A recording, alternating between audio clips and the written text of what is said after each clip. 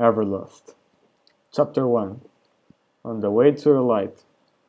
On a hairpin turn out of that forest, on no day in particular, a white Toyota crashed into a black Mercedes, for a moment blending into a blur of gray.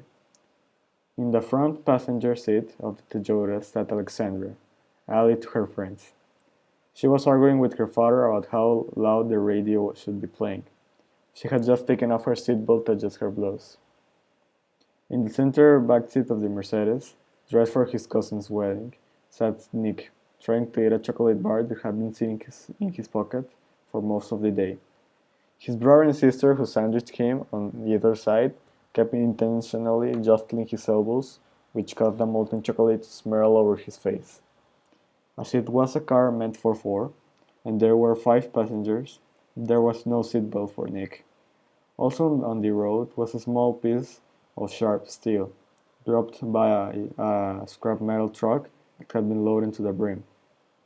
About a dozen cars had avoided, but the Mercedes wasn't so lucky.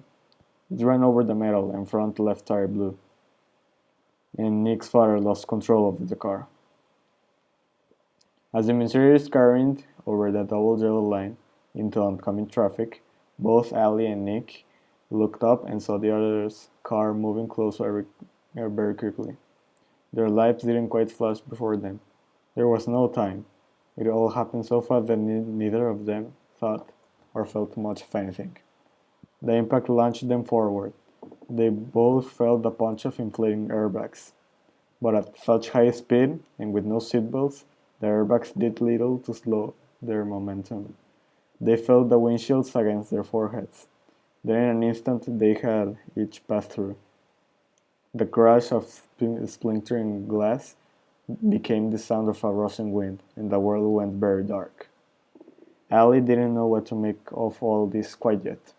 As the windshield fell behind her, she felt herself moving through a tunnel, picking up speed, accelerating as the wind grew stronger.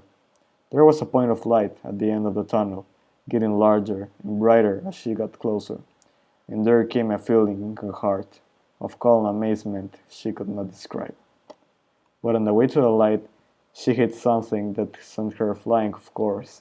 She grabbed at it, it grunted, and for an instant she was aware that it was someone else she had bumped, someone about her size, and who smelled distinctly of chocolate. Both Ali and Nick went spinning wildly, crashing out of the blacker than black walls of the tunnel, and as they flew, of course, the light before them disappeared.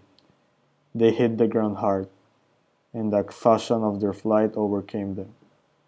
Their sleep was dreamless, as it would be for a long, long time.